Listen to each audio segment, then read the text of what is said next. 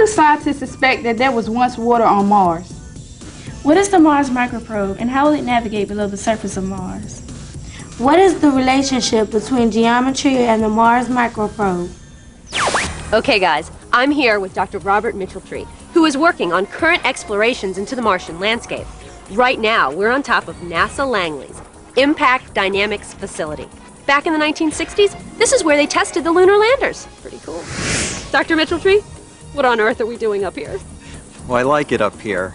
You can look down on the surface of the Earth from up here. Like you can look out at the water and how it meanders across the land there.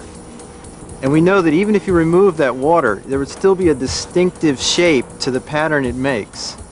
And it's those kind of patterns we see on the surface of Mars, but none of them have any water in them. And we wonder, where did the water go? So where do scientists think the water went? Well, some of them think it seeped beneath the surface. And that's the purpose of Mars Microprobe, to go to Mars and look for water beneath the surface. Is that the microprobe? Well, this is just a model of the microprobe. The actual microprobe is much larger, about the size of a basketball. But it has this same shape. And it's this shape, it's actually like a right triangle that is used to fly through the atmosphere of Mars. As it approaches the planet, it'll be tumbling. And then when it hits the atmosphere, no matter how it hits the atmosphere, it'll reorient itself and fly nose forward. And it'll continue to fly like that all the way down, decelerating from 17,000 miles an hour to 400 miles per hour when it strikes the surface.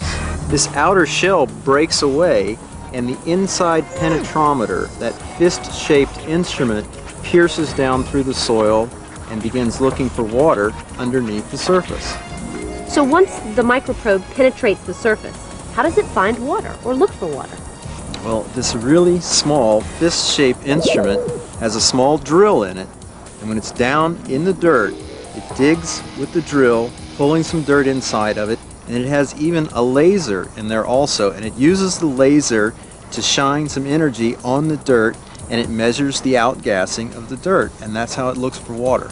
Okay, big deal. So what if it finds water on Mars? Water's the key to understanding several interesting aspects about Mars. We don't go there just to understand if there's water there, it's what effect water has on other things. The more interesting question is the question of life. All life we know on Earth is tied some way to liquid water. And if we can find water on Mars, we're one step closer to understanding if life ever existed there or still does. Well, that's definitely something to think about. Thanks, Dr. Mitchell-Tree. My pleasure. Appreciate it. Hey you, if you're interested in topics like life on Mars and other Mars explorations, just check out the website address on your screen.